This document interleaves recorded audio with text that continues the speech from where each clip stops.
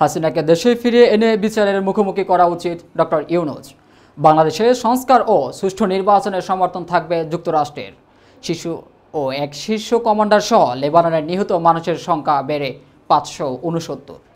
বাংলাদেশের পণ্য পরিবহনের ভাড়া 4.9% বাড়ানোর ঘোষণা ডিএইচএল-এর।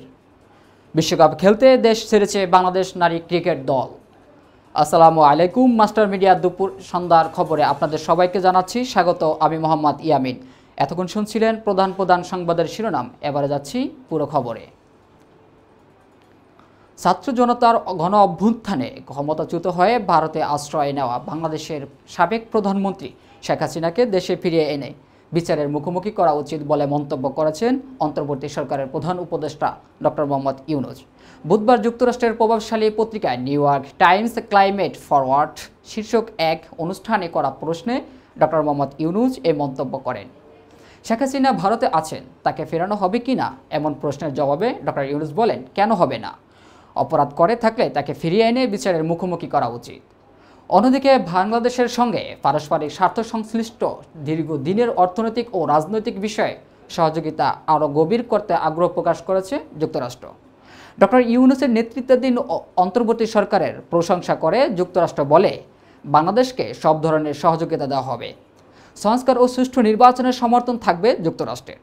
বৃহস্পতিবার নিউ ইয়র্কে জাতিসংঘ সাধারণ পরিষদের অধিবেশনের ফাঁকে অন্তর্বর্তী সরকারের প্রধান উপদেষ্টা মোহাম্মদ ইউনূসের সঙ্গে দেখা করে এসব কথা বলেন মার্কিন পররাষ্ট্রমন্ত্রী অ্যান্টনি ব্লিংকেন। এবারে আন্তর্জাতিক।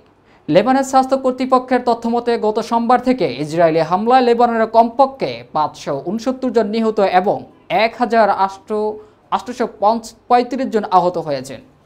হামলার ভয়ে দক্ষিণ লেবানন থেকে পালিয়ে যাচ্ছে হাজার হাজার মানুষ।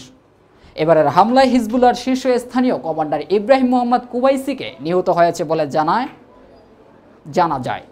বৈরুতের দক্ষিণে গোবেইরের শহরতলিতে এক বিমান হামলার কুবাইসিকে হত্যা করা হয়েছে বলে দাবি জানায় ইসরায়েলি সামরিক বাহিনী। এবারে অর্থ বাণিজ্য।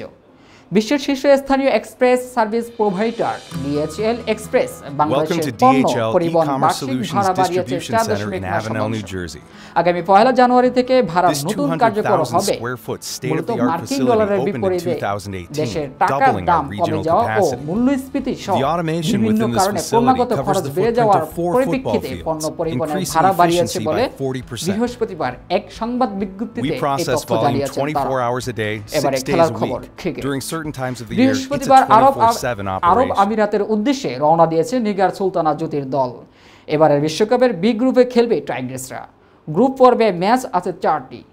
বি গ্রুপে বাংলাদেশের প্রতিপক্ষ স্কটল্যান্ড, ইংল্যান্ড, ওয়েস্ট ইন্ডিজ ও দক্ষিণ আফ্রিকা। এই গ্রুপে 2 দল যাবে সেমিফাইনালে। সবশেষ 4টি টি-20 বিশ্বকাপে একটি ম্যাচও জিততে পারেনি বাংলাদেশের মেয়েরা। তবে এবার অন্তত একটা ম্যাচ জিততে চায় টাইগ্রেসরা। দর্শক, এই ছিল সন্ধ্যার খবরে। পরবর্তী খবর দেখার আমন্ত্রণ জানিয়ে এখানে শেষ করছি। ধন্যবাদ সাথে থাকার জন্য।